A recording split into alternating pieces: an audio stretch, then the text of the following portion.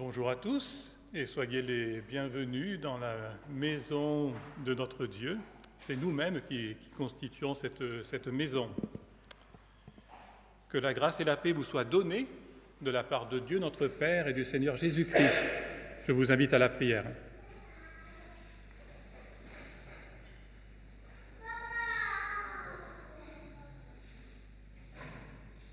Seigneur, nous voulons te remercier pour la grâce de pouvoir nous tenir dans ta présence ce matin, en communion avec toi, mais aussi en communion les uns avec les autres. Nous te remercions pour ce moment de grâce que tu as préparé pour nous de toute éternité et où ton esprit est à l'œuvre en chacun d'entre nous, afin que nous puissions être transformés à la ressemblance du Seigneur Jésus. Veuille rendre nos oreilles intérieures attentives à ta parole, à tout ce que tu as préparé pour nous. Amen.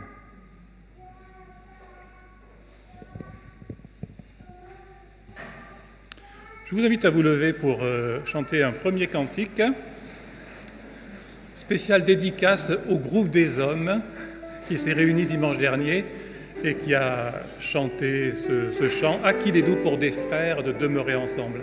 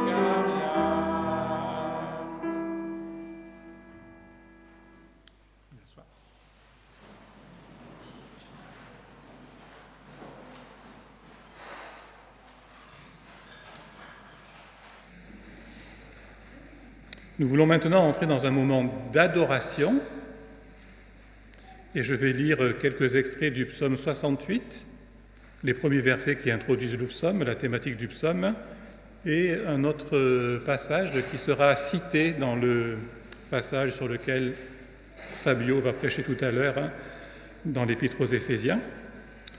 Alors c'est un psaume, le psaume 68, qui était celui des Huguenots, et même des Camisards, parce que c'est un psaume qui nous parle de la victoire que Dieu donne à son peuple lorsqu'il marche à sa tête. Ce psaume est également pour nous, qui avons été témoins de la fragilité de l'Église, et de savoir que c'est Dieu qui dirige tous nos combats, et qui a la maîtrise absolue de tout ce qui se passe. C'est quelque chose qui peut aussi nous rassurer et nous encourager. Donc je lis à partir du verset 2. Dieu se lève, ses ennemis se dispersent et ses adversaires prennent la fuite devant lui. Comme la fumée se dissipe, tu les dissipes. Comme la cire fond au feu, les méchants disparaissent devant Dieu. Mais les justes se réjouissent, ils triomphent devant Dieu, ils sont transportés de joie. Chantez en l'honneur de Dieu, célébrez son nom. Préparez le chemin à celui qui s'avance à travers les déserts. L'Éternel est son nom, réjouissez-vous devant lui. Le Père des orphelins, le défenseur des veuves, c'est Dieu dans sa sainte demeure. Dieu donne un foyer à ceux qui sont solitaires. Il délivre les prisonniers et il les rend heureux. Seuls les rebelles habitent des lieux arides. Ô Dieu, tu es sorti à la tête de ton peuple, tu as marché dans le désert. Et je poursuis au verset 16. Montagne de Dieu, montagne de Basan, montagne aux nombreuses cimes, montagne de Basan. Pourquoi, montagne aux nombreuses cimes, êtes-vous jalouse de la montagne que Dieu a choisie pour résidence? Cependant, l'Éternel en fera sa demeure à perpétuité. Les chars de Dieu se comptent par dizaines de milliers, par milliers de milliers. Le Seigneur est au milieu d'eux sur le Sinaï, dans le sanctuaire. Tu es monté sur les hauteurs, tu as emmené des prisonniers, tu as pris des dons parmi les hommes. Les rebelles aussi habiteront près de l'Éternel. Béni soit le Seigneur chaque jour. Dieu porte nos fardeaux, il nous sauve.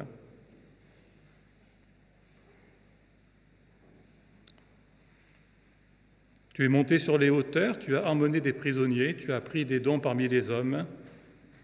Voilà le verset qui est cité dans l'épître de Paul aux Éphésiens.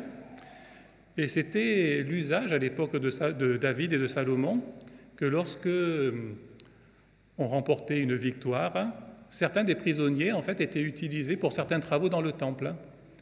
Et c'est ainsi que ceux qui étaient à la base des ennemis de l'Éternel devenaient des serviteurs de l'Éternel. Et je trouve intéressant que dans ce passage, alors qu'au départ il nous est dit que les rebelles habiteront dans les lieux arides, il est précisé au verset 19, les rebelles aussi habiteront près de l'Éternel Dieu. Même les rebelles, Dieu est capable de transformer leur cœur et d'en faire ses serviteurs. Est-ce que ce n'est pas ce qui précisément est arrivé à l'apôtre Paul ? Lui qui persécutait les chrétiens avec toute l'énergie dont il disposait, jusqu'à ce que Dieu le stoppe sur le chemin de Damas et en fasse un des plus grands serviteurs que l'histoire de l'Église ait connu. Cela nous parle non seulement de la grâce de Dieu, mais de sa souveraineté et de sa capacité à transformer les cœurs les plus endurcis pour en faire ses serviteurs doux et dociles.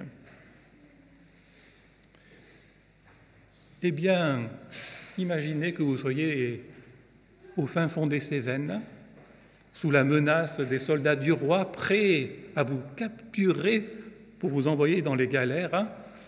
Vous êtes peut-être dans la crainte, et là vous allez chanter ce psaume 68. C'est ce que nous allons faire maintenant, que Dieu se montre seulement, le chant des Huguenots. Je vous invite à vous lever pour le chanter. Nous chanterons les strophes 1, 4 et 5, parce qu'il est très long ce psaume, donc on va chanter juste une partie.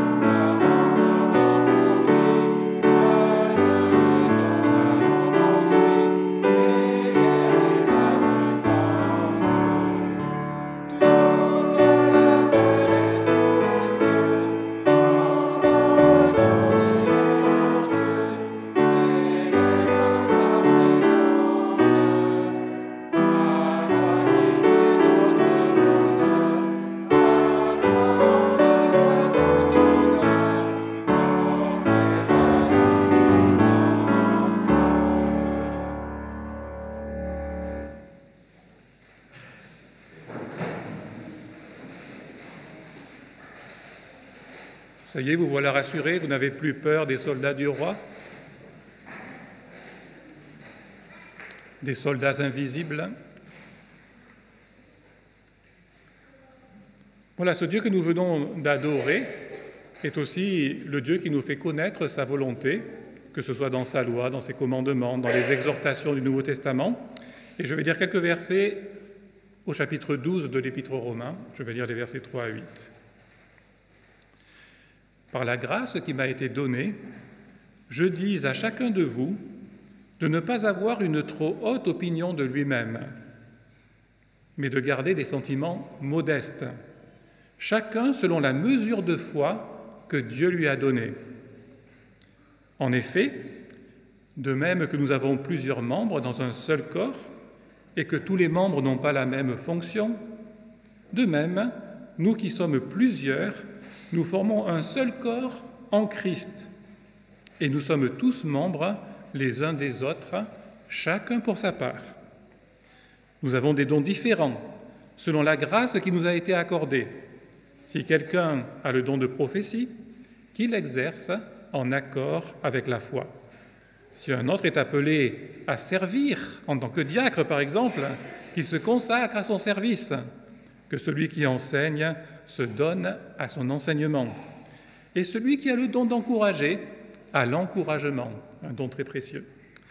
Que celui qui donne le fasse avec générosité, celui qui préside avec zèle, et que celui qui exerce la bienveillance le fasse avec joie. Voilà beaucoup de défis qui sont mis là devant nous, mais voilà, chacun a reçu de la part de Dieu un don particulier, et dans la mesure où c'est Dieu qui nous l'a accordé, il va aussi nous donner la grâce qui va avec pour nous permettre de le mettre au service de l'Église pour son édification. Mais nous sommes souvent confrontés à nos limites, à nos péchés, à notre égoïsme, et nous avons besoin de confesser cela afin que Dieu nous renouvelle et nous permette de le servir avec zèle et sans aucun empêchement. C'est ce que nous voulons faire maintenant, confesser à Dieu nos péchés.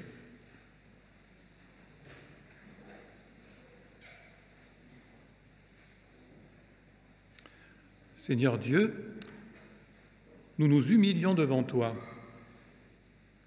Nous ne t'avons pas aimé de tout notre cœur. Nous n'avons pas sanctifié ton nom. Nous n'avons pas recherché ton règne. Nous n'avons pas fait ta volonté. Nous n'avons pas mis nos dons au service de l'Église comme tu nous y invitais. Nous avons manqué de zèle dans le service que nous voulions te rendre. Nous nous sommes inquiétés et agités pour beaucoup de choses, mais nous n'avons pas recherché la paix qui vient de toi. Nous n'avons pas aimé notre prochain comme nous-mêmes. Nous n'avons pas fait aux autres ce que nous voudrions qu'on nous fasse. Seigneur, délivre-nous du mal. Renouvelle en nous un esprit bien disposé. Nous te le demandons pour l'amour de Jésus-Christ, notre Seigneur. Amen. Nous restons assis pour chanter le cantique suivant. Seigneur, reçois. Seigneur, pardonne.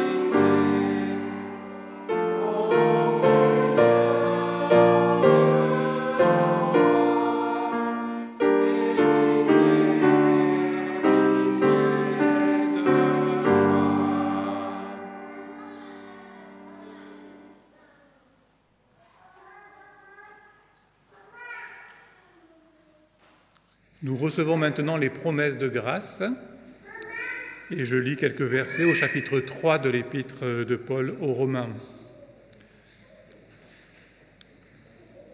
Tous ont péché et sont privés de la gloire de Dieu. Mais ils sont gratuitement déclarés justes par sa grâce, par le moyen de la libération qui se trouve en Jésus-Christ. C'est lui que Dieu a destiné à être par son sang une victime expiatoire pour ceux qui croiraient. Il démontre ainsi sa justice, puisqu'il avait laissé impunis les péchés commis auparavant à l'époque de sa patience. Il la démontre dans le temps présent, de manière à être juste, tout en déclarant juste celui qui a la foi en Jésus. C'est cela le paradoxe de la grâce. Dieu déclare juste les pécheurs que nous sommes, sans se montrer injuste pour autant, puisque c'est le Christ qui a accompli toute la justice à notre place. Eh bien, nous voulons nous réjouir de cette merveilleuse nouvelle par le cantique suivant qu'on n'a pas trop l'habitude de chanter, c'est pourtant un grand classique. Paul, je compte sur toi. Par tous les saints glorifiés. Chant du réveil. Je vous invite à vous lever pour le chanter.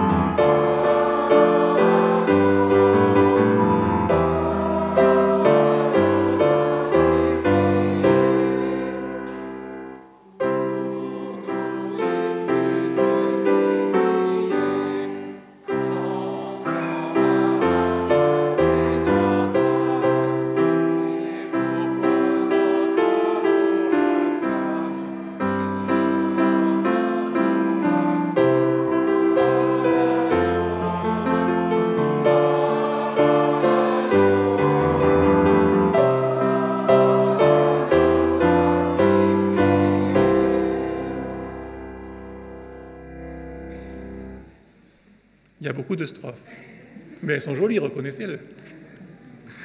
Je vous invite à rester debout pour confesser notre foi. Et une fois que n'est pas coutume, nous allons lire quelques extraits de la confession de foi de La Rochelle, qui est la confession de foi qui est à la base de nos églises réformées évangéliques. Et je lis une partie des articles concernant les ministères pour rester dans la thématique de ce culte. Nous croyons que l'Église véritable doit être gouvernée selon l'ordre établi par notre Seigneur Jésus-Christ, à savoir qu'il y ait des pasteurs, des surveillants et des diacres, afin que la pureté de la doctrine y soit maintenue que les vices y soient corrigés et réprimés, que les pauvres et tous les affligés soient secourus dans leurs besoins, que les assemblées se tiennent au nom de Dieu et que les adultes y soient édifiés, de même que les enfants. Nous croyons que tous les vrais pasteurs, en quelque lieu qu'ils soient, ont la même autorité et une égale puissance sous un seul chef, un seul souverain et un seul évêque universel, Jésus-Christ. Pour cette raison, nous croyons qu'aucune Église ne peut prétendre sur aucune autre à quelque domination ou quelque souveraineté que ce soit. Nous croyons que nul ne peut prétendre de sa propre autorité à une charge ecclésiastique, mais que cela doit se faire par élection. Et je termine. Mais quoi qu'il en soit, nous croyons qu'il faut toujours se conformer à la règle que tous, pasteurs, surveillants ou anciens, et diacres, soient assurés d'être appelés par Dieu à leur charge. Amen. Nous chantons le prochain cantique, « Ô Jésus, tu nous appelles ».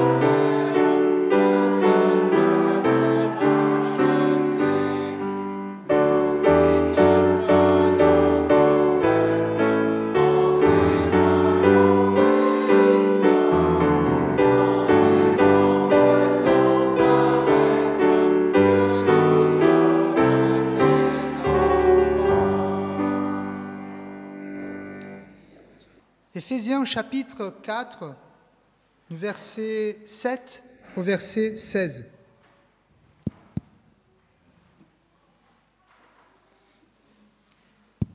Voilà. La continuation du texte précédent, de la semaine précédente. Mais chacun de nous, la grâce a été donnée selon la mesure du don de Christ. C'est pourquoi il est dit, étant monté en haut, il a emmené des captifs et il a fait des dons aux hommes. Or, que signifie il est monté sinon qu'il est aussi descendu dans les régions inférieures de la terre? C'est lui qui a descendu, c'est le même qui est monté au-dessus de tous les cieux, afin de remplir toutes choses. Et il a donné les uns comme apôtres, les autres comme prophètes, les autres comme évangélistes, les autres comme pasteurs et docteurs, pour le perfectionnement des saints, en vue de l'œuvre du ministère et de l'édification du corps de Christ, jusqu'à ce que nous soyons tous parvenus à l'unité de la foi et de la connaissance du Fils de Dieu, à l'état d'homme fait, à la mesure de la stature parfaite de Christ, afin que nous ne soyons plus des enfants flottants et emportés à tout vent de doctrine par la tromperie des hommes, par leur ruse dans les moyens de séduction, mais que, professant la vérité dans la charité, nous croissions à tous égards en celui qui est le chef, Christ. C'est de lui et grâce à tous les liens de son assistance que tous les corps, bien coordonnés et formant un solide assemblage, tirent son accroissement selon la force qui convient à chacune de ses parties et s'édifie lui-même dans la charité. Je vous invite à la prière. Père éternel, nous te prions pour que ce matin, nous comprenions ce que tu veux nous dire en tant qu'unité, en tant que corps de Christ, en tant que porteur des dons spirituels. Parlez-nous, Seigneur. Aide-moi en tant que prédicateur à bien communiquer ta parole qui est vivante. Nous te prions au nom de Jésus, notre Seigneur. Amen. Moi, j'étais en train de lire un livre de Marcel Gaucher. Il parle de la religion dans la démocratie. Il fait une analyse très intéressante par rapport à notre époque. Il a dit que nous avons traversé des moments différents dans notre société. Un moment qui était très collectiviste, ça veut dire tout était dans les collectives. À l'époque des rois, à l'époque de l'Église catholique, donc toutes les représentations personnelles et individuelles étaient collectives. Voilà, le pays, l'Église, la région, les fiefs, tout ça. Et donc, nous arrivons dans une époque qu'il appelle individualisme émancipatoire. Ça veut dire que les gens étaient plus entendus qu'avant. Donc, il y a eu, au lieu d'avoir les grands royaumes, donc c'est des petits royaumes. Au lieu d'avoir une seule église, il y a l'église protestante. Après, il y a les partis qui arrivent pour exprimer, pour entendre les peuples. Et aujourd'hui, nous sommes ce qu'il appelle des individualismes imposés. C'est quoi en fait? C'est que l'individualisme nous est imposé. Si vous voulez être riche ou avoir de l'argent, être aisé, il faut que tu sois seul.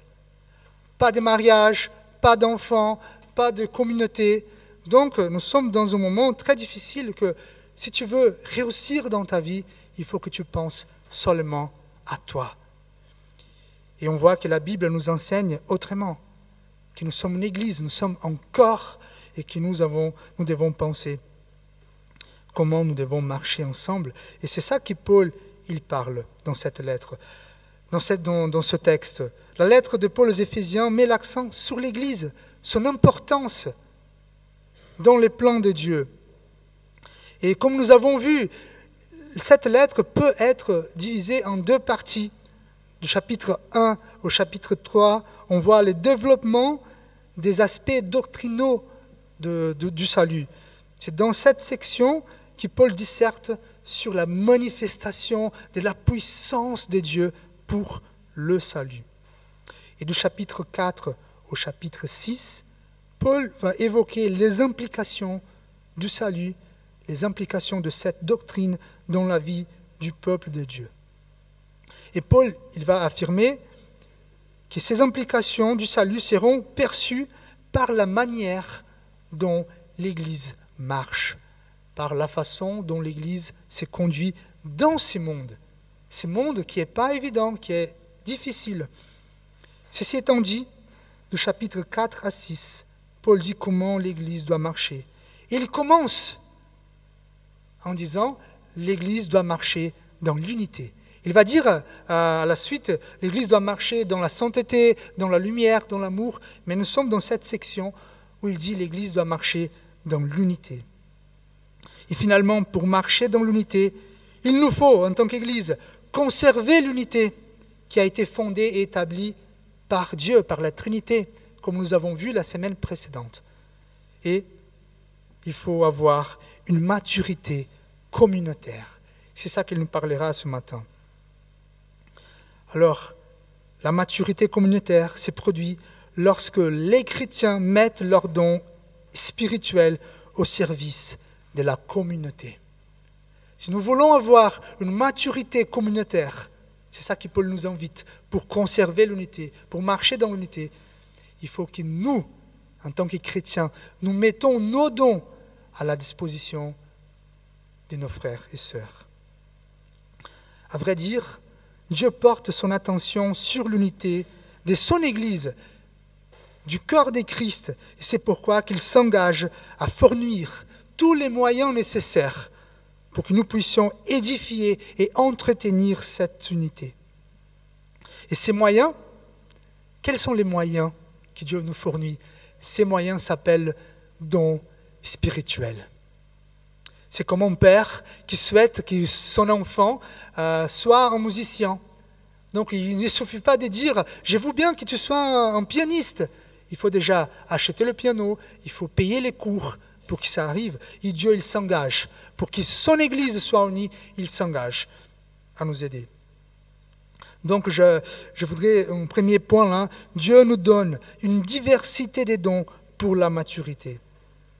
Selon Paul, dans ce texte, dans le corps de Christ, chaque membre, chaque personne, et je ne parle pas ici d'une généralité, il parle de chaque personne a reçu un don spirituel pour l'édification de cette Église et de cette unité dont il parle.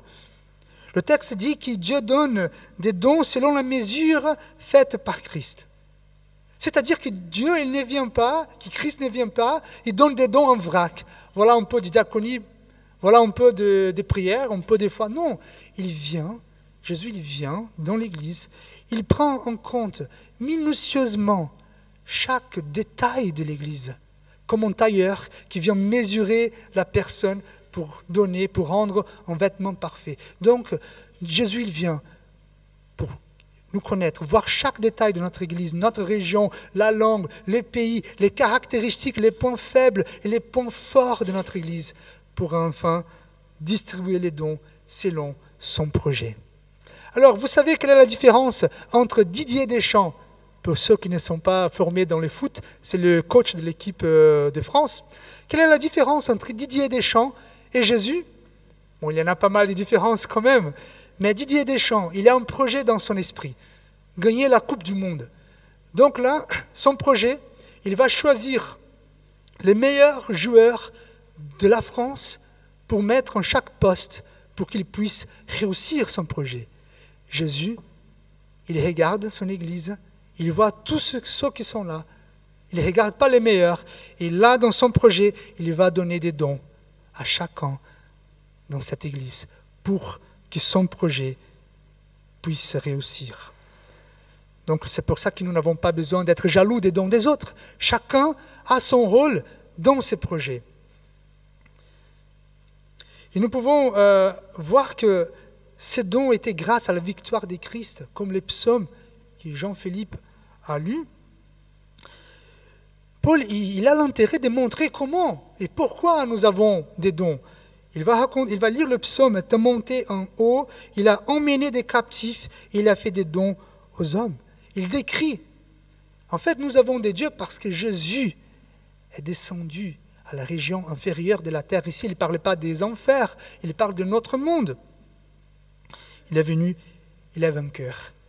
Il revient. Et cette image-là, décrite par Paul, et aussi dans les psaumes écrits par David, c'est une image assez connue. C'est un guerrier vainqueur qui revient à son pays avec le butin des guerres, avec les tribus faits par des peuples conquis, et après il redistribue ça aux gens.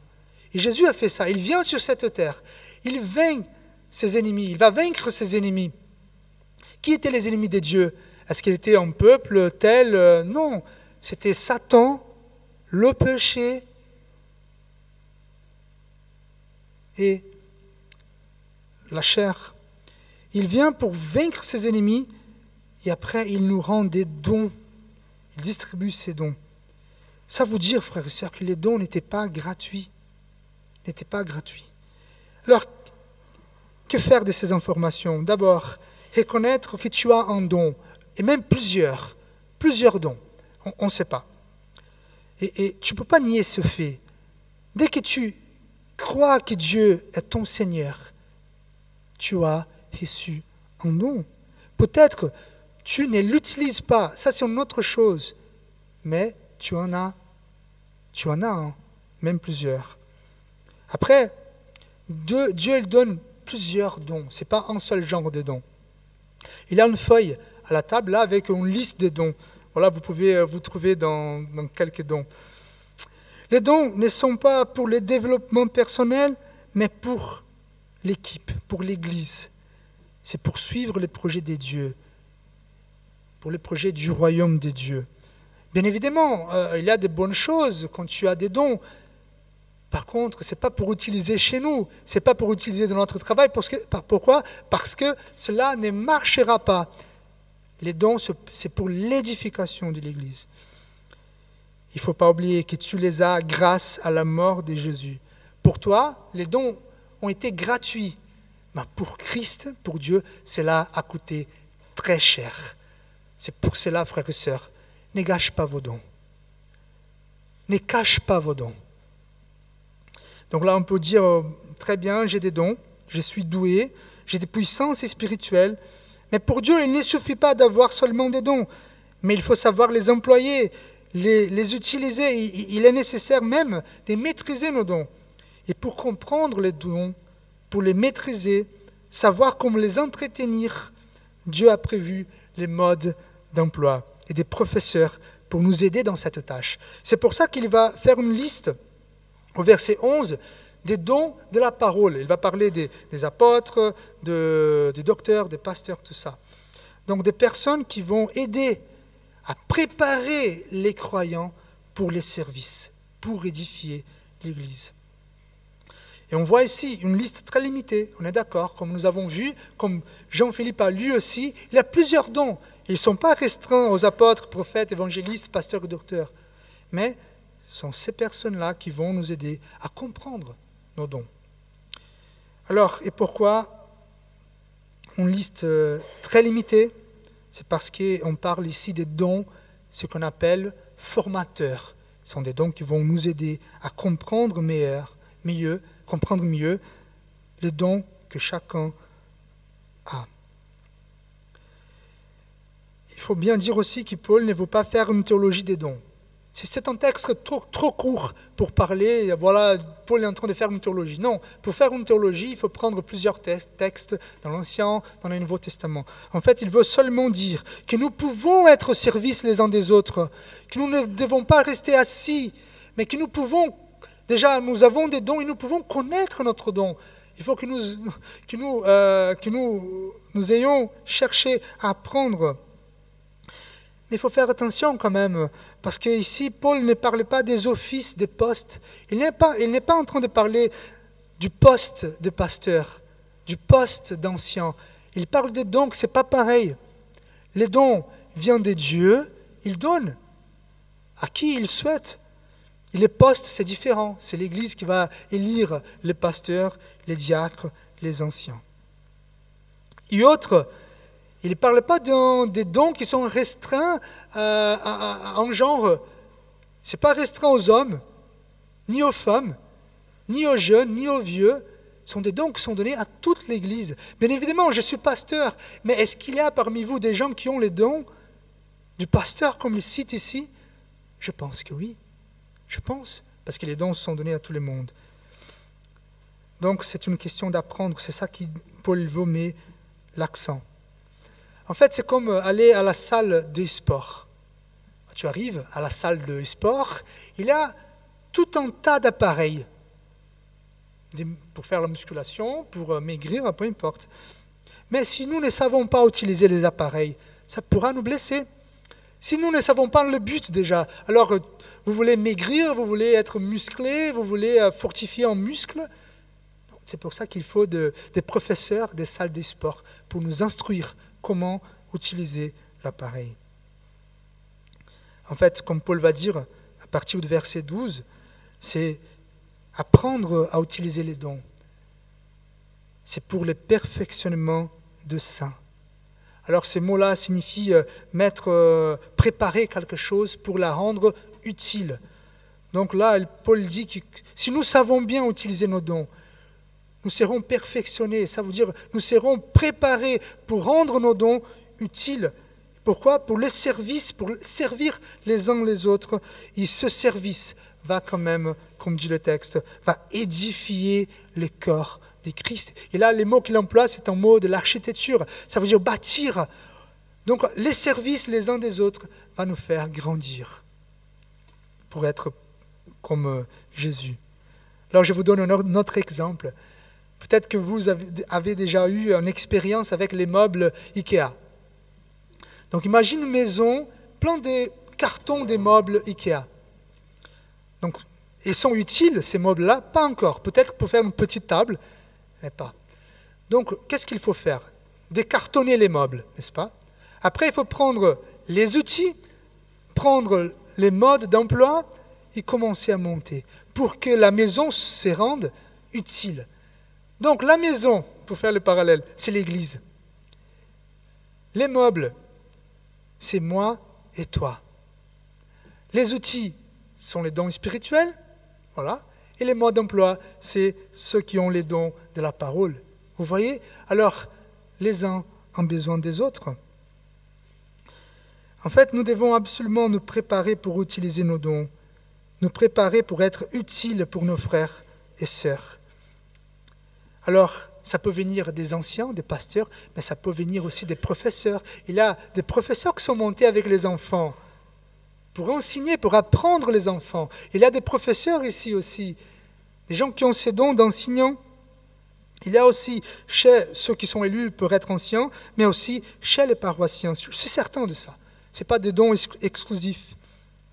Alors, une autre chose, Paul ne parle pas d'un cléricalisme ici. Il ne parle pas d'une personne qui a une idée pour l'Église et qui tous vont les suivre. Il parle des dons spirituels, des dons qui ont été distribués. Donc les dons sont interdépendants.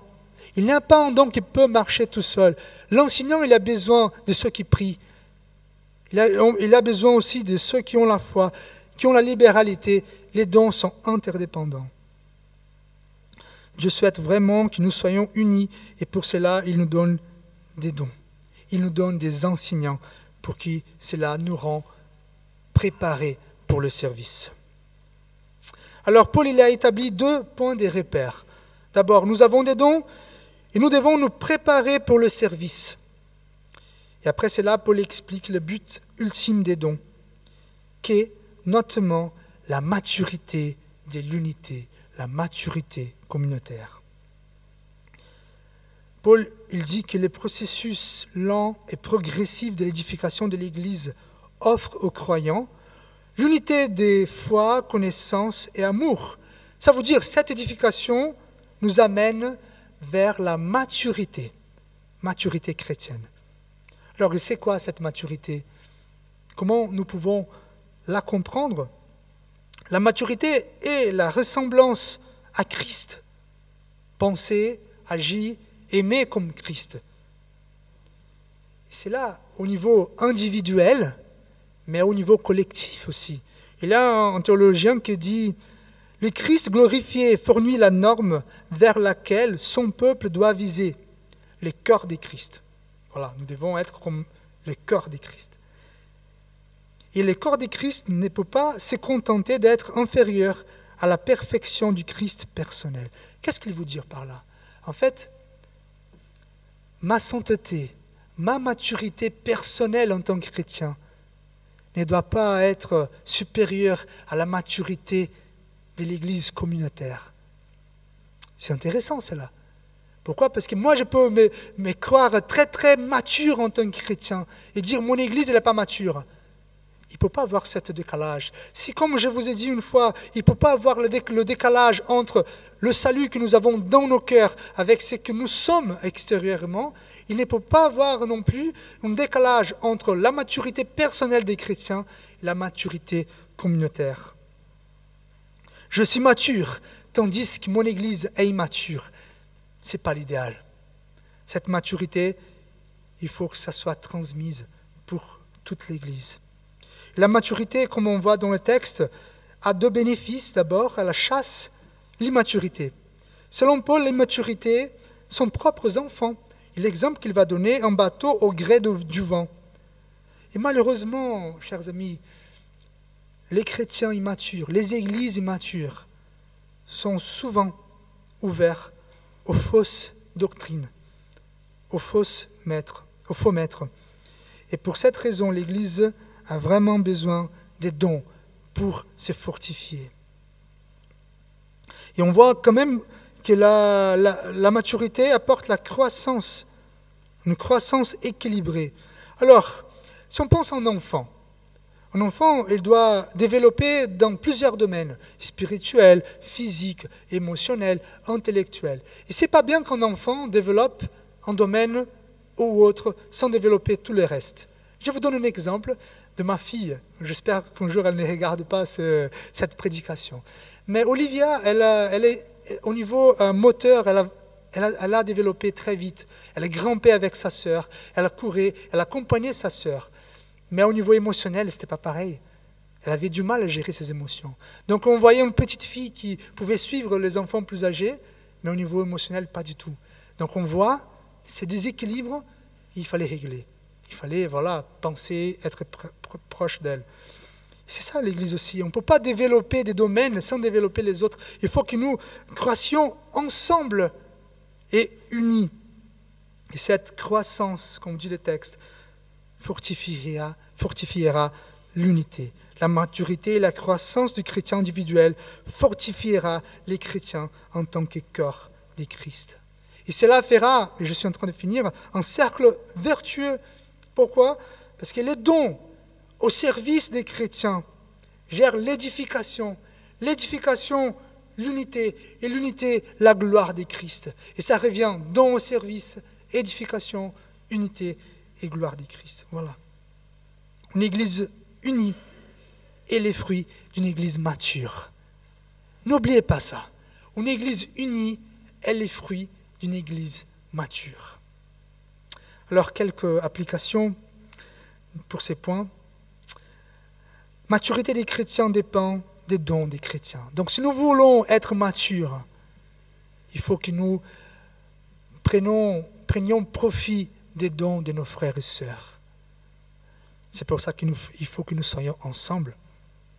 Une église mature, c'est grâce à Jésus-Christ, bien évidemment, et grâce au travail, aux chrétiens matures. Par contre, une église immature, c'est ta faute, c'est notre faute. Alors, l'unité dépend de la maturité chrétienne. Et là, je vous pose une question très précise. Quelle est ta place dans cette église ? Tu as un don. On ne peut pas nier ce fait. Alors, quelle est ta place dans cette église ? Est-ce que vos frères et sœurs prennent profit de vos dons ? Alors, je voulais conclure. Dieu souhaite la maturité de l'Église, la maturité personnelle de chaque chrétien, mais aussi, il souhaite la maturité communautaire, que nous, en tant que chrétiens, en tant qu'Église, nous soyons matures. Et ça sera vu par notre unité. Nous avons des différences, certes, nous avons déjà vu cela, différences culturelles, idéologiques, politiques, financières, mais nous sommes tous unis en Dieu. Donc, Dieu nous a donné une diversité des dons pour la maturité. Dieu veut que nous apprenions à maîtriser nos dons, et ces dons sont au service des croyants qui va engendrer la maturité communautaire. Je vous invite à la prière.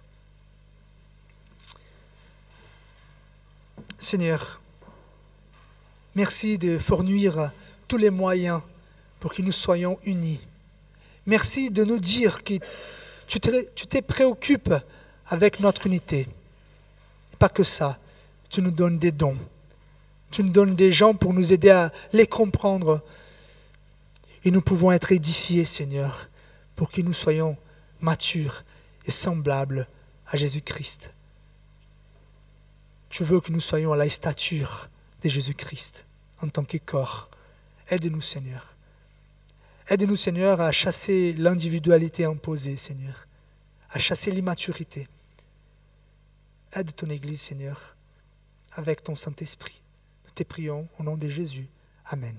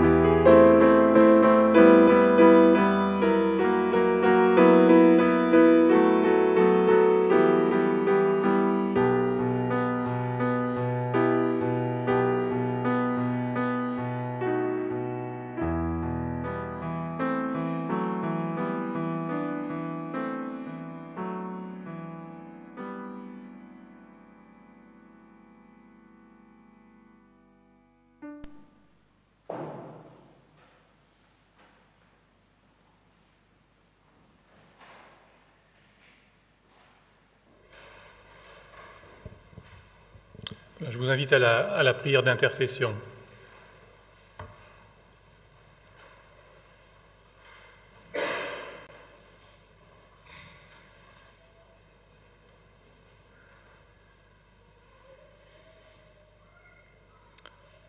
Seigneur, cette lettre de Paul aux Éphésiens nous rappelle combien belle est ton Église à travers le monde et comment tu pourvois à tous ses besoins dans tous les domaines.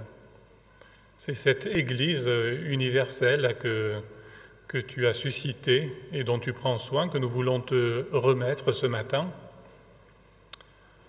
Toutes les églises locales à travers le monde, dans tous les pays, dans toutes les régions du monde, mais également dans notre région, dans notre ville. Nous te prions de les conduire vers cette maturité dont nous parle ce chapitre 4, de leur permettre de vivre la diversité des dons au moyen des ministères formateur que tu donnes à ton peuple. Donne-nous plus particulièrement de vivre cela pleinement dans notre communauté, que chacun puisse découvrir quels sont les dons que tu lui as accordés et trouver comment les mettre en toute simplicité au service de la communauté dans laquelle tu les as placés. Nous te remercions pour cette grande richesse et diversité de dons que tu as placés au milieu de nous. Donne-nous le discernement aussi pour pouvoir encourager la multiplication et la croissance des dons et des ministères. Nous voulons également te remettre ce matin les personnes fragiles, malades ou isolées. Veuille les fortifier et leur faire ressentir combien la communion des saints est une réalité spirituelle qu'elles peuvent vivre aussi dans leurs difficultés ou dans les épreuves qu'elles traversent. Nous voulons te remettre plus particulièrement Galia, la sœur de Sadia, dont la situation va nous être présentée dans un petit moment. Nous te prions d'entourer sa famille, de l'entourer elle, et de lui faire sentir ta présence et ton soutien. Nous te prions aussi pour que des solutions soient trouvées, des financements, pour lui permettre de trouver le chemin de la guérison. Seigneur, nous voulons également te prier pour les autorités et pour ceux qui nous gouvernent. Ils occupent des postes difficiles, où les décisions à prendre sont souvent très complexes. Bien sûr, ils ne sont pas parfaits, souvent même ils ne te connaissent pas, mais tu agis aussi dans leur vie par ta grâce, et nous voulons les entourer de nos prières afin que tu leur permettes de conduire la nation que tu leur as confiée avec sagesse. Nous te remettons plus particulièrement la situation tendue en Ukraine, avec toutes les conséquences désastreuses que cela pourrait avoir pour l'ensemble des nations environnantes, et y compris pour la France. Nous voulons nous en remettre à toi, qui est le souverain de toute la terre, qui gouverne le cœur et la pensée des rois et des présidents, des chefs d'État, afin que tu ramènes ceux qui ont des pensées guerrières ou conquérantes, que tu les ramènes à la sagesse et à la recherche de la paix.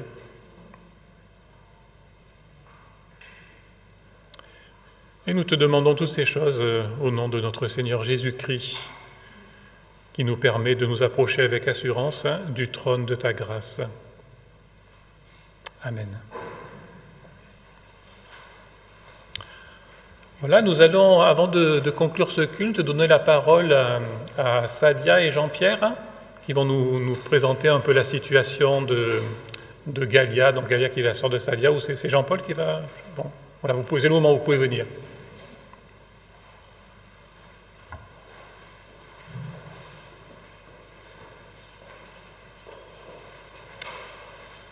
Bonjour à tous. Alors ce matin, je vais être le porte-parole de Sadia et Nacera, qui font toutes les deux partie de notre communauté et qui vivent depuis quelques mois une tempête émotionnelle parce que leur petite sœur, Ralia, est très malade. Ralia, donc je vais vous la présenter, c'est une jeune femme qui a 20 ans. Elle est originaire de Kabylie, d'un petit village qui est situé à 10 km de Tizi Ouzou. Et c'est la petite dernière d'une fratrie de 7 enfants dont Sadia est l'aînée. Et Sadia quasiment l'a élevée enfant. Jusqu'au mois d'août 2021, Radia est étudiante en physique-chimie à la faculté de sciences et technologies d'Alger. Et c'est une étudiante brillante qui prépare son avenir. Au mois d'août, sa vie a brutalement basculé. Grande fatigue, très essoufflée au moindre effort. Elle n'arrive plus à monter les escaliers. Il y a des taches, des hématomes qui apparaissent sur son corps. Elle ne peut qu'arrêter ses études et elle est hospitalisée en urgence. Et là, il y a des bilans sanguins, il y a même un prélèvement de moelle osseuse qui est fait et qui va confirmer le diagnostic d'aplasie médulaire qui va progresser d'une forme modérée à une forme sévère en quelques mois. L'aplasie médulaire, c'est une maladie rare, extrêmement grave, qui touche le fonctionnement de la moelle osseuse. La moelle osseuse, dans ce cas, elle remplit plus son rôle naturel de, entre guillemets, fabrication des globules rouges, des globules blancs et des plaquettes qui sont indispensables à notre survie. La production de ces différentes lignées est arrêtée partiellement, voire complètement. Alors en résumé, chez Ralia, ça s'est traduit par des anémies très sévères, des hémorragies à cause du manque de plaquettes, et à ça s'est rajouté un gros risque infectieux. Donc à cause de ce manque de globules rouges et de plaquettes avec des taux extrêmement bas, Ralia a dû être à un moment donné transfusée de façon quotidienne. Sadia m'expliquait qu'en Algérie, c'est les familles qui cherchent les donneurs, et ils devaient chercher environ 16 donneurs par jour. Et Ralia vient de passer plusieurs semaines en chambre stérile. Donc médicalement, la seule solution, le seul traitement curatif, c'est celui de la greffe de moelle osseuse. Alors lors d'une greffe, la moelle osseuse malade, elle est remplacée par une moelle osseuse saine, mais qui est prélevée chez un donneur qui est compatible. Donc pour cela, toute la famille de Sadia, c'est tous les frères et sœurs, etc., ont fait des tests de compatibilité et malheureusement, tous ces tests sont revenus négatifs. Donc actuellement, la seule issue pour Ralia est de bénéficier d'une greffe de moelle osseuse issue d'un donneur de la Banque internationale de moelle, mais cela, ça ne se pratique pas en Algérie. Donc la greffe, si elle se pratique, elle doit être pratiquée en dehors de son pays. Donc la famille actuellement se bat pour obtenir des devis médicaux en vue d'une greffe à l'étranger, voire en France. Mais comme on peut s'en douter, les devis sont extrêmement chers. Le devis qui a été donné, le devis donné par l'Institut Paoli Calmette de Marseille s'élève environ à 200 000 €. Et d'autres devis sont actuellement en cours, entre autres en Espagne. Voilà, toute cette présentation pour sensibiliser nos cœurs à tous, avant tout pour prier, intercéder pour Ralia auprès du Seigneur, qui est, on le sait, avant tout le Dieu de l'impossible.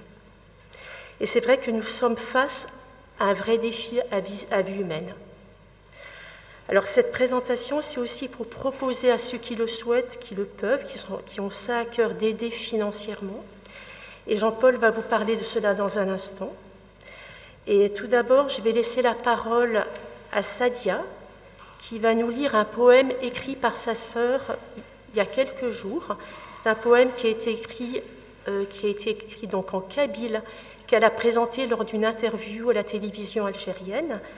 Et Sadia nous lira ensuite le verset biblique plein d'espérance qui a été choisi par la famille. Poème d'Auralia. Comme un arbre, je voudrais être greffé. Le masque. Pardon. Comme un arbre, je voudrais être greffé pour retrouver une nouvelle jeunesse, peut-être même plus belle qu'avant. Je voudrais enterrer cette maladie, qu'elle s'éloigne de moi avec son cortège de soucis. Je veux labourer mon cœur pour qu'il produise des fruits de bonté et de douceur. Je suis devenu comme un grain de blé écrasé par la meule. Mon cœur a perdu ses couleurs, il cherche son souffle, et je suis resté seul à lutter contre la douleur. Dans mon cœur, la peur a grandi, et je ne peux supporter le coup que je subis. J'étais comme une fleur resplendissante, possédant tout le bonheur du monde. J'étais comme un oiseau qui vole, libre. Aujourd'hui, je suis comme un oiseau en cage. Mon cœur est comme la cire d'une bougie qui fond lentement, mes larmes ne me quittent jamais. Quand j'étais en bonne santé, j'étais comme une lumière qui irradiait tout autour de moi. Maintenant, cette lumière m'a quitté. Je suis seule et mes larmes me coulent continuellement. C'est très dur.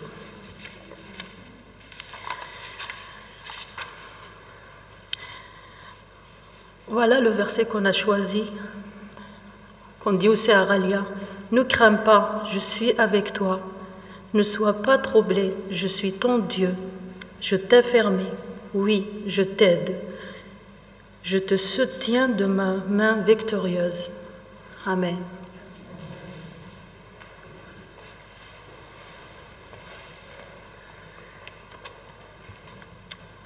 Notre Église, oui, je vais enlever le masque. Pour tous ceux qui ont des emails, donc notre Église vous transmettra par mail ce document qui explique un peu la situation et aussi qui vous explique comment vous pouvez et où vous pouvez faire des dons. Il y aura deux moyens. Il y a une cagnotte sécurisée qui a été ouverte et donc il y aura le lien sur ce document. Et il y a aussi un compte en banque dédié qui sera là. Et deux personnes extérieures à la famille, Jean-Philippe Bru et moi-même, auront accès à ce compte et vérifieront qu'il n'y ait aucune malveillance, donc parce que ce sont de grosses sommes.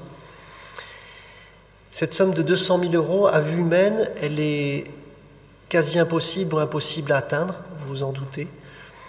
Mais un ami, un jour où justement je doutais par rapport à des finances, m'a dit « Mais Dieu, il est riche. À qui elle appartient cette terre? Elle appartient à Dieu. » Et c'est vrai qu'à vue humaine, c'est impossible, mais je dirais à vue spirituelle, tout est possible. C'est dans les mains de Dieu, et lui, il est tout-puissant. Donc on a une entière confiance en sa puissance, et on sait que lui peut tout faire s'il le veut. Et même si cette somme nous semble un peu délirante, pour Dieu, c'est rien du tout. Et nous avons, nous chrétiens, justement, cette foi en sa puissance. Au jour d'aujourd'hui, en fait, des appels à dons ont déjà été lancés, et c'est pas comme s'il y avait aujourd'hui 0 € dans la cagnotte. En fait, depuis quelques semaines, un peu partout, dans des réseaux de villages en Kabylie et puis des Kabyles un peu partout dans le monde, en fait, ont déjà commencé à donner. Et actuellement, il y a déjà 69 000 € qui ont été récoltés, ce qui est déjà considérable. Et des associations de villages en Kabylie, par exemple, ont déjà réuni à eux seuls 35 000 €. Il y a aussi des Kabyles aux États-Unis, au Canada, des personnes ici en France, des Kabyles à Paris, qui ont ouvert des cagnottes et qui ont commencé à donner. Voilà, et je vais terminer par la prière. Seigneur, nous avons foi en toi, et peut-être que tu mets une fois de plus notre foi à l'épreuve.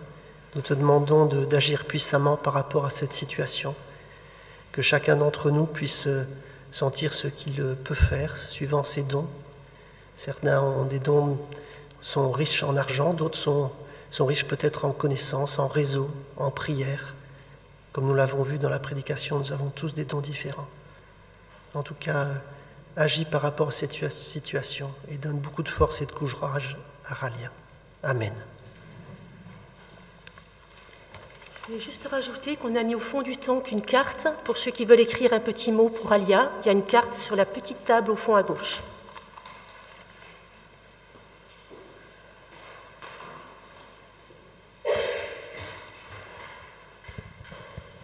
Je vous invite à vous lever pour recevoir les paroles d'envoi et de bénédiction de la part de notre Dieu. Que le Dieu de la paix vous conduise lui-même à une sainteté totale et que tout votre être, l'esprit, l'âme et le corps, soient conservés irréprochables lors du retour de notre Seigneur Jésus-Christ. Celui qui vous appelle est fidèle, c'est aussi lui qui le fera. Que la grâce de notre Seigneur Jésus-Christ soit avec vous tous. Amen.